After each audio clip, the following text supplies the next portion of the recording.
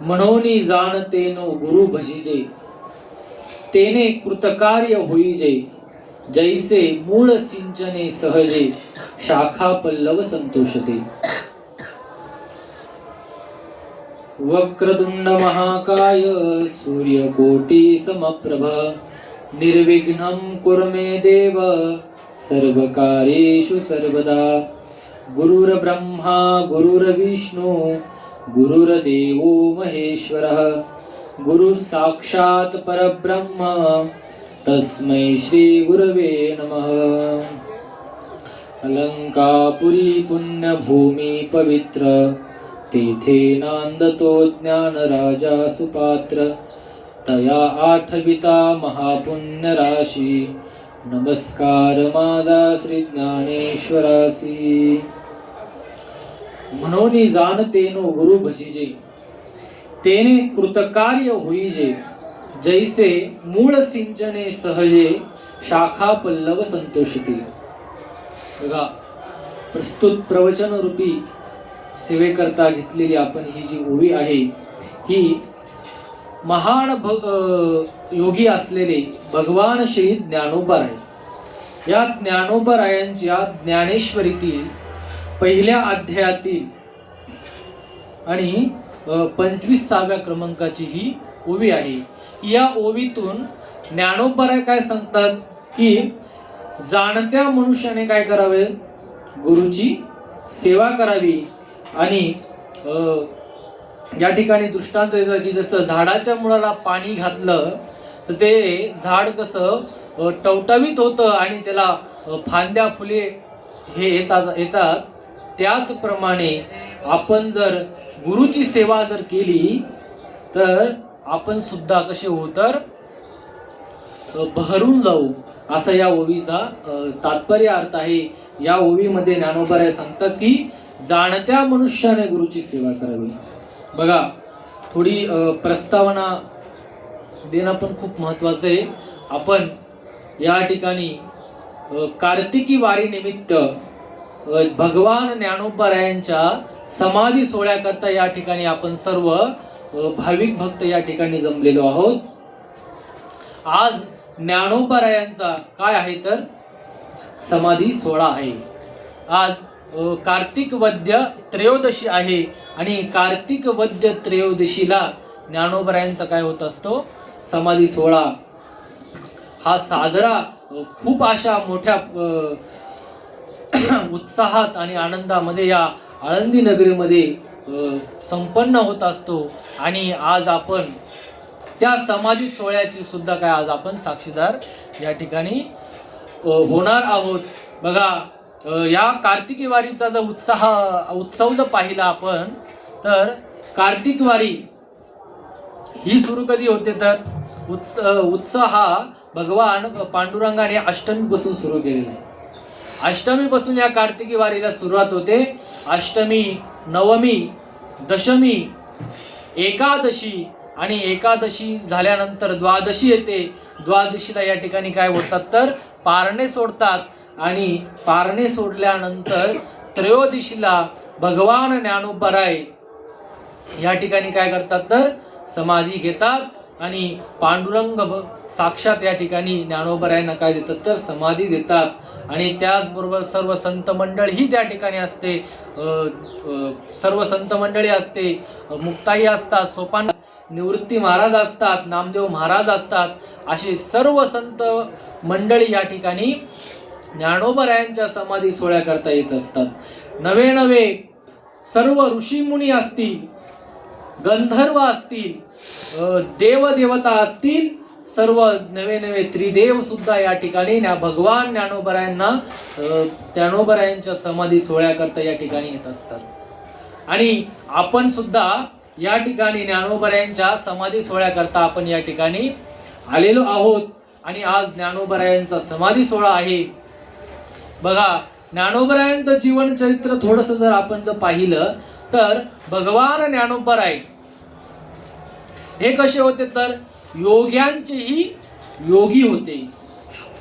योग्यांचेही योगी असणारे कोण तर भगवान ज्ञानोबा राय. आणि अशा ज्ञानोबा रायांनी आपल्याला ज्ञानेश्वरी सारखा असा अमूल्य असा ग्रंथ आपल्या करता दिला. का जो ग्रंथ ज्ञानोबरायांनी सांगावा, ज्ञानोबरायांनी ज्ञानेश्वरी ग्रंथ हा का सांगावा आणि सच्चिदानंद बाबांनी त्याचं काय करावं, लिखाण करावं. कारण का संतांना काय असतं, संतांना या संपूर्ण सृष्टीमध्ये जे जड जीव आहेत त्या जड जीवांचा काय व्हावा तर उद्धार व्हावा, याकरिता ज्ञानोबराय काय करतात तर हा ज्ञानेश्वरी सारखा ग्रंथ करतात, ग्रंथ सांगतात. आणि तो ग्रंथ कोणाकडे सांगतात तर कोणापाशी सांगतात ग्रंथ, ज्ञानेश्वरी हा ग्रंथ सांगतात कोणापाशी, आपल्या गुरूंपाशी सांगतात. आपल्या गुरूंना निवृत्तीनाथांना समोर बसवतात आणि समोर बसून ज्ञानोबराय हळू एक एक विषय या ज्ञानेश्वरी ग्रंथ सांगण्याला सुरुवात करतात. आणि ज्या वेळेस गुरूंचं वर्णन येईल त्यावेळेस ज्ञानोबराय तो विषय इतका बहारदार पद्धतीनं सांगतात की निवृत्तीनाथ महाराज स्वतः सांगतात की आता ज्ञानोबराय थांबवा, आता गुरुस्तुती थांबवा आणि आपल्या विषयाकडे या.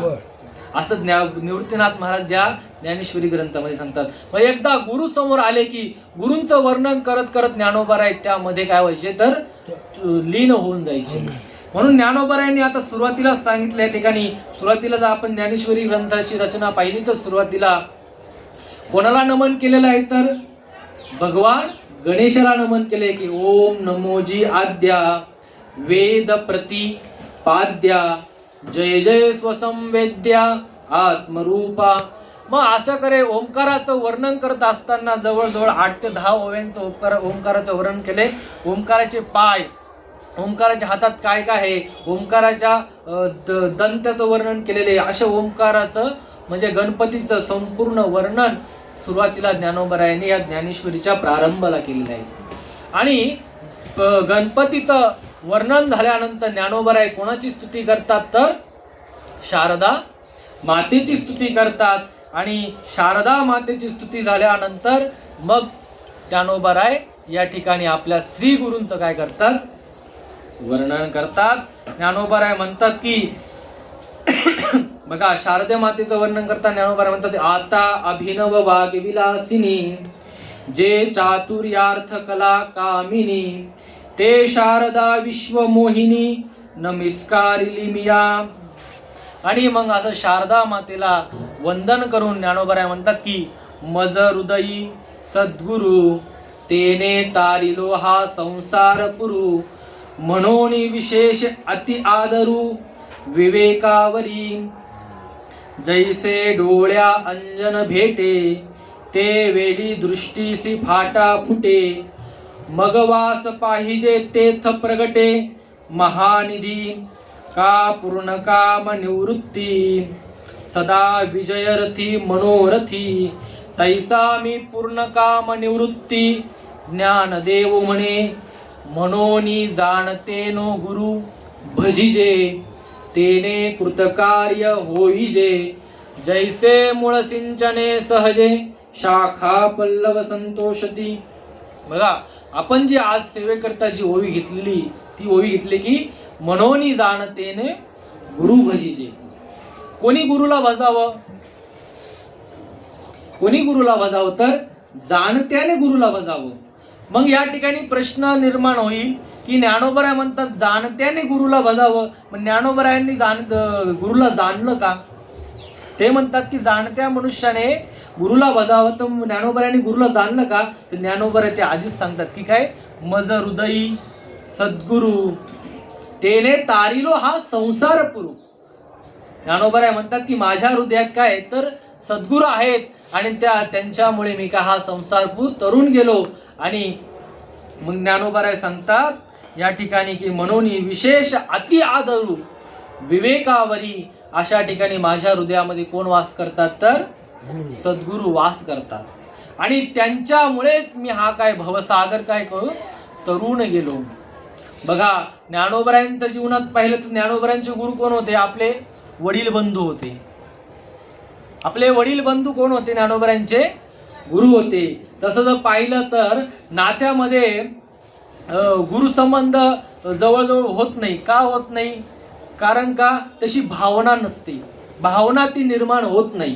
परंतु ज्ञानोबरायांचे वडील बंधू कोण होते तर त्यांचे गुरु होते निवृत्तीदादा.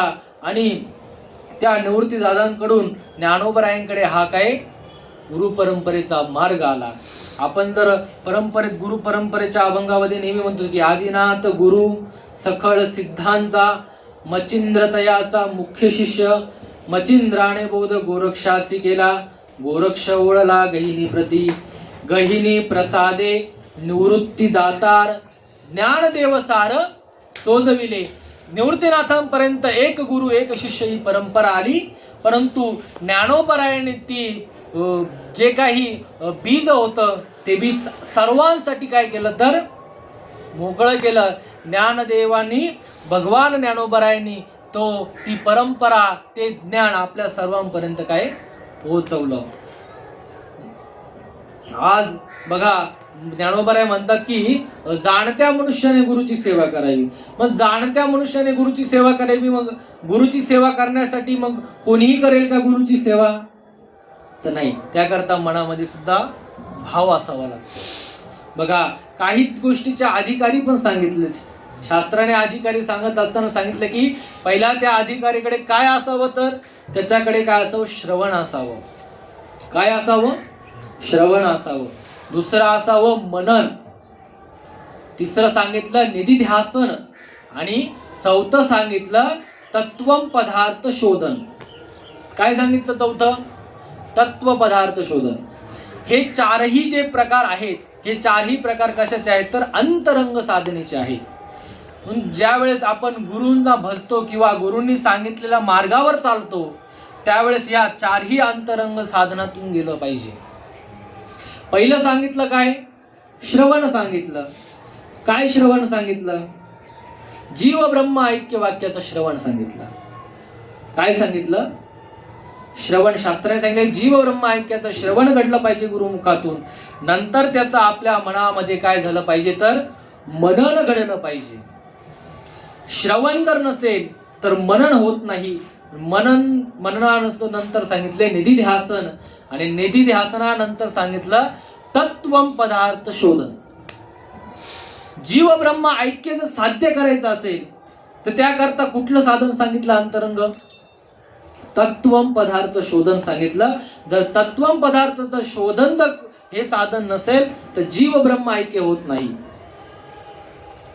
मग तत्वम पदार्थ शोधन म्हणत असं, मग तत् म्हणजे काय, त्वम म्हणजे काय?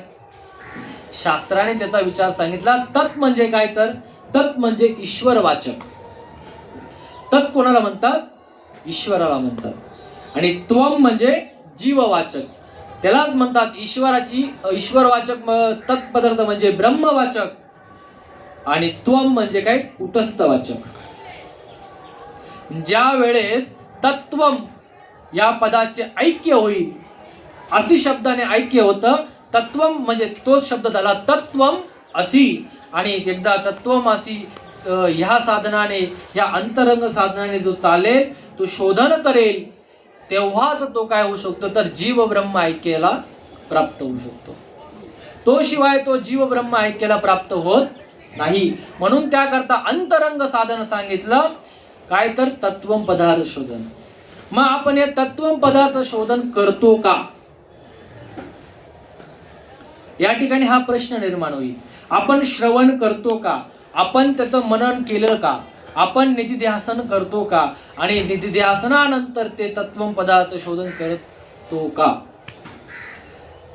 गुरुवरांच्या मुखातून ऐकलेले की म्हणायचे की एकनाथ बाबा चव्हाण नेहमी काय करतात म्हणे, सतत ध्यान करायचे. आणि बाबा सांगायची की भोलेनाथ अजूनही काय करतात, त्या ईश्वराचं ध्यान करतात. म्हणजे ते काय करतात तर तत्वम पदार्थाचं शोधनही अजूनही तत्वम पदार्थाचं शोधन करतात. का करतात तत्वम पदार्थ? तत्वम आपण जे साधन करतो, जे गुरुमुखातून आपल्याला जो बोध प्राप्त झालेला आहे, ते बोधच म्हणजे काय आहे तर तत्वम पदार्थाचं शोधन आहे.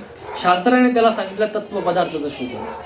जोपर्यंत मनुष्य तत्वम पदार्थाचं शोधन करत नाही तोपर्यंत जीव ब्रह्म ऐक्याला जाऊ शकत नाही. कारण साधनच ते सांगितलं. जर साधनच नसेल तर साध्यापर्यंत जाईल कसा माणूस? जसं आपण होतो घोटीला, बरोबर बाबा? आपण होतो घोटीला, पण आपल्याला यायचं होतं कुठे? आळंदीला. पण आपल्याला साधन काय? मग साधन काय केले आपण? गाडी केली. जर गाडीत नसती तर आपण इथपर्यंत आलो असतो का? तसं जीव ब्रह्म ऐक्य करायचे आपल्याला, जीव ब्रह्माशी ऐक्यता प्राप्त करायची आहे. परंतु जर साधनच माहित नसेल तर ते ऐक्य होईल कसं? पण त्याकरता साधन सांगितलं तत्वम पदार्थ शोधन, हे शास्त्राने सांगितलेलं साधन आहे. मग या तत्वम पदार्थ शोधन हे जे शास्त्राने सांगितलेलं साधन आहे, त्या साधनेवर आपण आरूढ झालं पाहिजे. मग हे आरूढ कोण करेल आपल्याला त्या ठिकाणी? त्या तत्वम पदार्थ शोधनाची दिशा कोण देईल? तो मार्ग कोण सांगेल? तर कोण सांगतील? गुरु सांगतील. आणि म्हणून गुरु सांगतील, म्हणून या ठिकाणी सांगतात की म्हणून जाणते नो गुरु भजिजे तेने कृत कार्य होईजे. अशा जाणत्या मनुष्याने काय करावं? तर गुरुची सेवा करावी, गुरुला भजावं. आज आपण या ठिकाणी ज्ञानोबरायांच्या या ठिकाणी समाधी सोहळ्याकरता या ठिकाणी काय आहोत? तर उपस्थित आहोत. आणि या जे ज्ञानोबराय आहेत, ज्ञानोबरायांनी आपल्याला दिलेला हा अनमोल असा काय आहे? तर ज्ञानेश्वरी सारखा ग्रंथ आहे. या ज्ञानेश्वरी ग्रंथामध्ये मनुष्याने जीवन जगावं कसं याचं कोण सांगतं? तर भगवान या ठिकाणी ज्ञानोबराय सांगतात. जीवन जगत असताना मनुष्याने काय करावं? कुणी म्हणेल मी गुरुला शोधेल आणि गुरुला शोधल्यानंतर मला जे योग्य वाटेल त्यांना मी गुरु करेल. गुरु अनेक आहेत. बघा, आपण शाळेत असताना पण आपल्याला गुरु भेटले, बरोबर? गुरु म्हणजे काय? जो आपल्याला ज्या गोष्टीचं ज्ञान करून देतो त्याला गुरु म्हणतात. परंतु गुरु, श्री गुरु आणि सद्गुरु यांच्यामध्ये फरक आहे. गुरु आपल्या जीवनाचा उद्धार नाही करू शकत, ते ज्ञान करून देऊ शकतात त्या गोष्टीचा. आपल्या जीवनाचा जर उद्धार करायचा असेल, जीव ब्रह्म ऐक्यता साधायची असेल, तर त्याकरता गुरु नाही, त्याकरता सद्गुरु पाहिजे. सद्गुरूच आपल्याला त्या जीव ब्रह्म ऐक्यापर्यंत पोहोचवू शकतात. जर सद्गुरू नसतील तर आपल्याला जीव ब्रह्म ऐक्यापर्यंत पोहोचवू शकत नाही. त्याकरता कोण पाहिजे? सद्गुरू पाहिजे. गुरु आपल्याला अनेक गोष्टीमध्ये, आपल्याला वाद्यामध्ये गुरु मिळतील, एखाद्या कलेत गुरु मिळतील. आपण शालेय शिक्षण घेतो, शालेय शिक्षणावर शिक्षक हे कोण? आपले गुरुच आहेत. परंतु सद्गुरू तेच असतात की जे आपला उद्धार केलेलाच असतो त्यांनी, परंतु आपल्या बरोबर दुसऱ्याचाही उद्धार करण्याची ज्यांच्यामध्ये शक्ती आहे त्यांना सद्गुरू म्हणतात. गुरूंना काय असतं? बघा, जे गुरूंचा विचार केला तर गुरु म्हटले तर गुरूंना आपला ज्ञान आहे, परंतु त्या ज्ञानाबरोबर दुसऱ्याचा उद्धार करण्याची शक्ती त्यांच्यात नाही. ती शक्ती फक्त सद्गुरूमध्ये. सद्गुरूच त्यांनी स्वतःचा उद्धार केलेलाच आहे, परंतु लाखो जड जीवांचा उद्धार करण्याची शक्ती जर कोणात असेल तर ती सद्गुरूमध्ये. म्हणून ज्ञानोबराय म्हणतात अभंगामध्ये की श्री गुरु सारिखा असता पाठी राखा, इतरांचा लेखा कोण करी, राजयाची कांता काय भीक मागे, मनाची आजोगे सिद्धी पावे. जर श्रीगुरु आपल्या पाठीशी असेल तर कशाची चिंता करावी? असे म्हणून या ठिकाणी सांगतात की जाणत्या मनुष्याने गुरुला भजावं.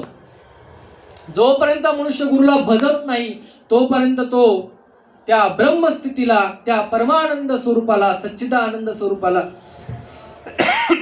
प्राप्त होऊ शकत नाही. त्याकरता सांगितली गुरु सेवा. ज्ञान प्राप्त करून घ्यायचं असेल तरी काय केलं पाहिजे? तर गुरुची सेवा केली पाहिजे. मग गुरुची सेवा करत असताना गुरुकडे कसं जावं? शास्त्राने तेही सांगितलं.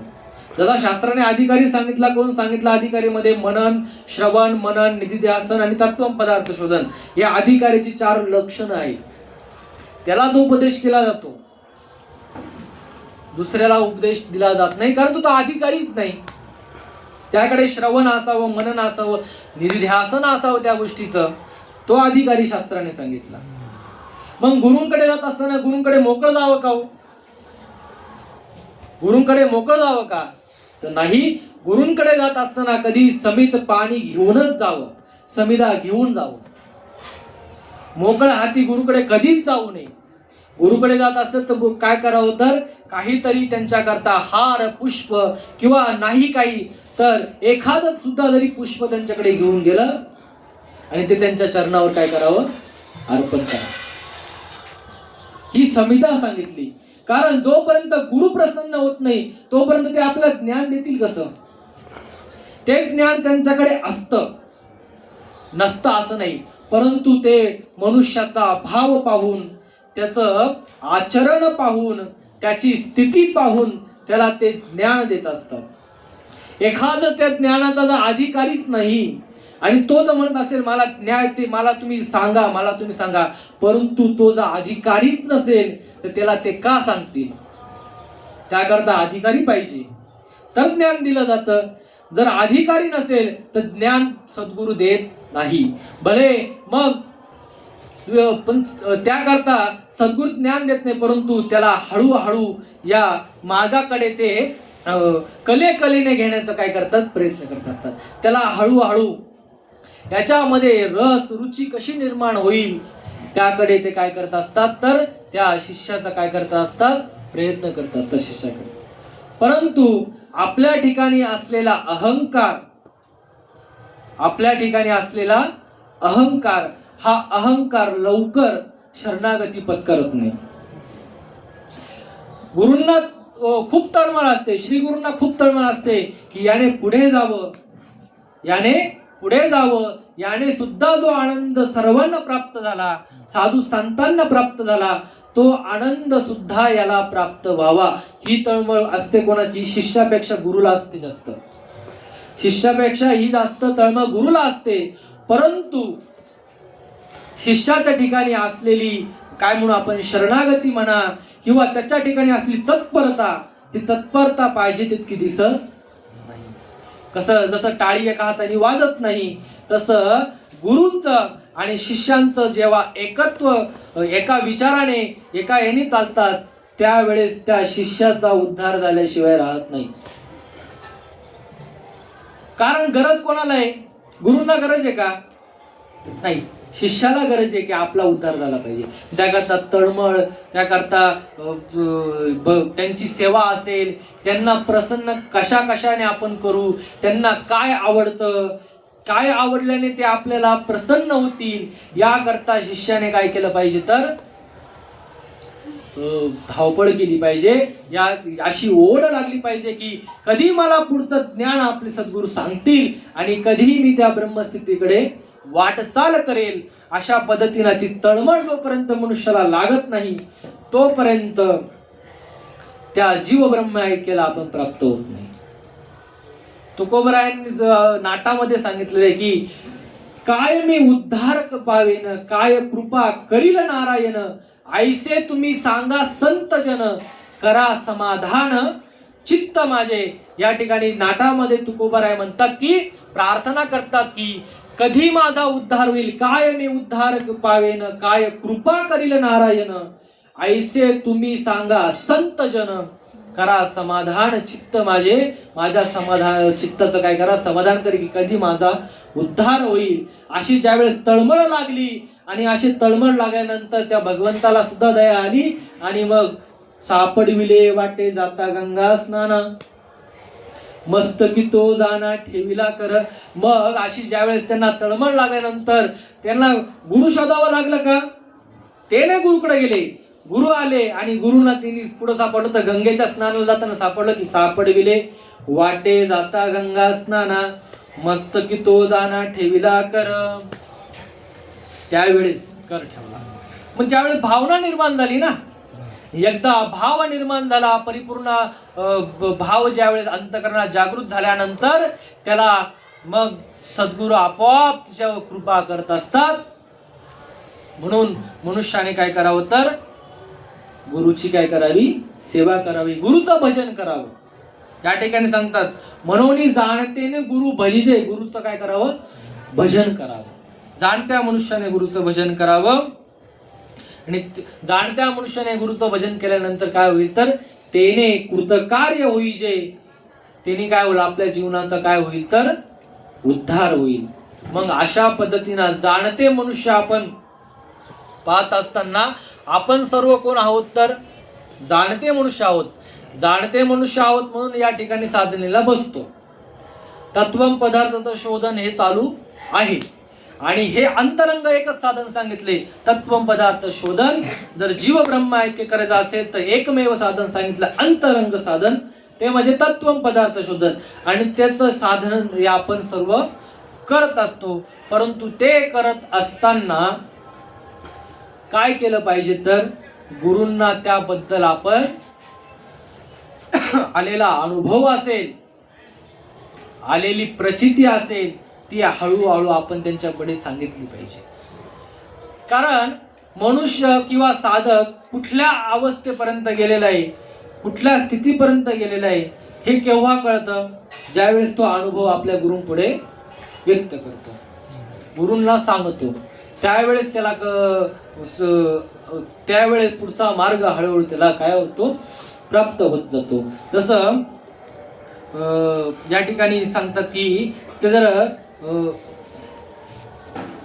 मनोनी जाणते गुरु बहिजे तिने कृतकार्य होईजे आणि जैसे मूळ सिंचने सहजे शाखा पल्लव संतोषती. जसं झाडाच्या मुळाला पाणी घातलं तर ते झाड कसं होतं, टवटवीत होतं. तसं आपण जर हळू आपण आपल्या साधनेमध्ये अखंड त्या गुरूंचं मार्गदर्शन करत करत आपण साधना जर करत असू तर आपण सुद्धा कसे होऊ तर बहारदार आणि टवटवीत या त्या स्वरूपाला आपण ते प्राप्त करून घेऊ.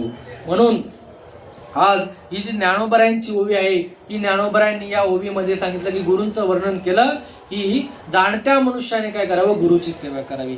आज पाहिलं तर सर्व विश्वाचे गुरु असणारे निवृत्तीनाथ महाराज, त्यांचे कोण, ज्ञानोबराय हे परमशिष्य होते. आणि त्या ज्ञानोबरायांचा आजचा हा काय आहे तर समाधी सोहळा आहे. आणि या समाधी सोहळ्याकरता आपण हे फक्त सांगता प्रवचन फक्त आपण अर्धा तास या ठिकाणी करणार आहोत, कारण आपल्याला पुढचाही प्रवास करायचा आहे. आता 7:15 या ठिकाणी वाजले आहेत. आपण 7:45ला प्रवचनाला सुरुवात केली होती.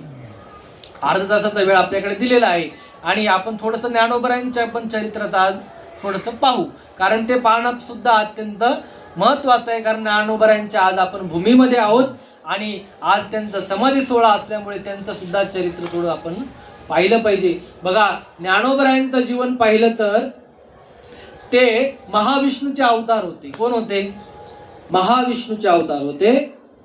आणि चारही भावंडे पाहिले तर भगवान शंकराचे अवतार कोण तर निवृत्तीनाथ महाराज, सदाशिवाचा अवतार स्वामी निवृत्तीदातार, महाविष्णूचा अवतार सखा माझा ज्ञानेश्वर, ब्रह्म सोपान तो झाला भक्ता आनंदे वर्तला, आदिशक्ती मुक्ताबाई दासी जने लागे पायी.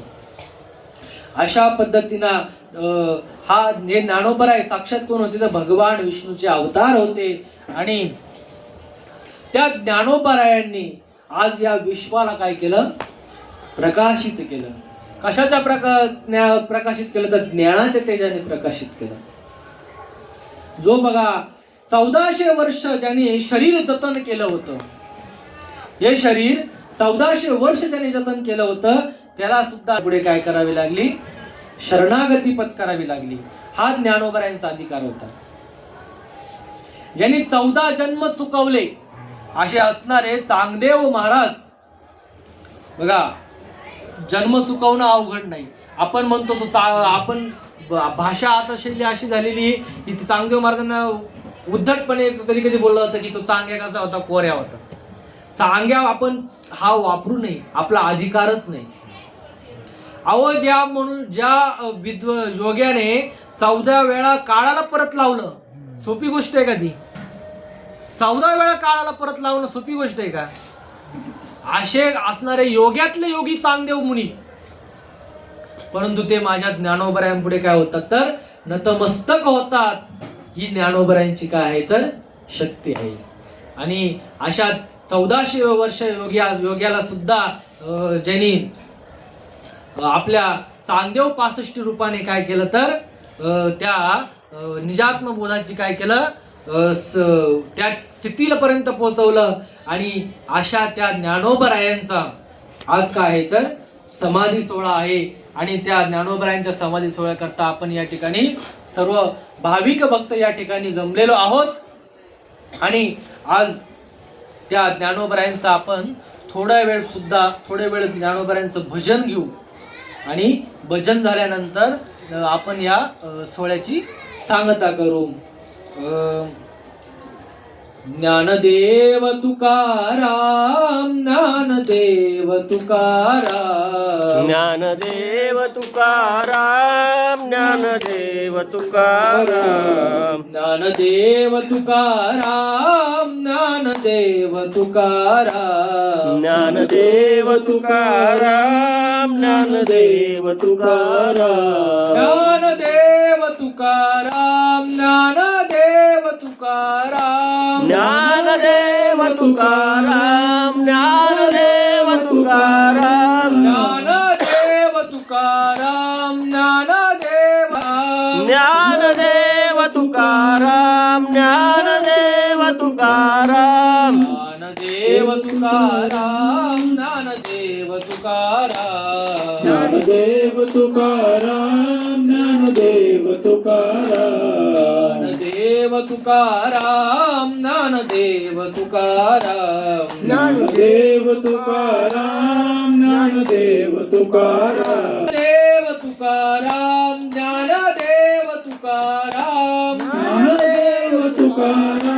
ज्ञानदेव तुकाराम, ज्ञानदेव तुकाराम, ज्ञानदेव तुकाराम, ज्ञानदेव तुकाराम, ज्ञानदेव तुकाराम, ज्ञानदेव तुकाराम, ज्ञानदेव तुकाराम, देव तुकाराम, ज्ञानदेव तुकाराम, ज्ञानदेव तुकाराम, देव तुकाराम, ज्ञानदेव तुकाराम, ज्ञानदेव तुकाराम, ज्ञानदेव तुकाराम, ज्ञानदेव तुकाराम, ज्ञानदेव तुकाराम, ज्ञानदेव तुकाराम, ज्ञानदेव तुकाराम, ज्ञानदेव तुकाराम, ज्ञानदेव तुकाराम, ज्ञानदेव तुकाराम, ज्ञानदेव तुकाराम, ज्ञानदेव राम, ज्ञानदेव तुकाराम, ज्ञानदेव तुकाराम, ज्ञानदेव तुकाराम, ज्ञानदेव तुकाराम, ज्ञानदेव तुकाराम, ज्ञानदेव तुकाराम, ज्ञानदेव तुकाराम. भगवान श्री ज्ञानेश्वर महाराज की जय. बघा, जाणतेन गुरु भजिजे, तेने कृतकार्य होईजे, जैसे मूळ सिंचने सहजे, शाखा पल्लव संतोषती. या ज्ञानोबरायांच्या ओळीवर यथामथी यथा अवकाश. आपल्याकडे वेळ सुद्धा कमी आहे आणि आपल्याला पुढच्याही मार्गस्थ व्हायचंय. त्यामुळे आपण या ओळीवर ज्ञानोबरायांच्या ओळीवर फक्त जी काय 20-25 मिनिटाची जी सेवा झाली ती आपण ज्ञानोबरायांच्या चरणी अर्पण करू. आणि आपल्या या जो आपण दशमी, एकादशी, द्वादशी, त्रयोदशी असा हा 3.5 दिवसाचा जो या ठिकाणी आपण नामयज्ञ केला, त्या नामयज्ञाची आज सुद्धा सांगता होत आहे. आणि ती सांगता सुद्धा आपण या कार्यक्रमाच्या प्रवचनाच्या माध्यमातून आपण या ठिकाणी केली. आणि अशीच या ठिकाणी भगवंताची नामाची साधना सर्वांच्या मुखातून अखंड ही होत राहू अशी प्रार्थना आपण ज्ञानोबरायांच्या चरणी करूया. आणि आपण आपल्या या ठिकाणी सेवेला पूर्ण विराम देऊया. कुंडली कवरदार हरी विठ्ठल श्री ज्ञानदेव तुकाराम पंढरीनाथ भगवान की जय. माऊली ज्ञानेश्वर महाराज की जय. जगद्गुरु तुकाराम महाराज की जय. सच्चिदानंद श्री समर्थ सद्गुरु एकनाथ बाबा की जय. सद्गुरुनाथ महाराज की जय. सद्गुरुनाथ महाराज की जय.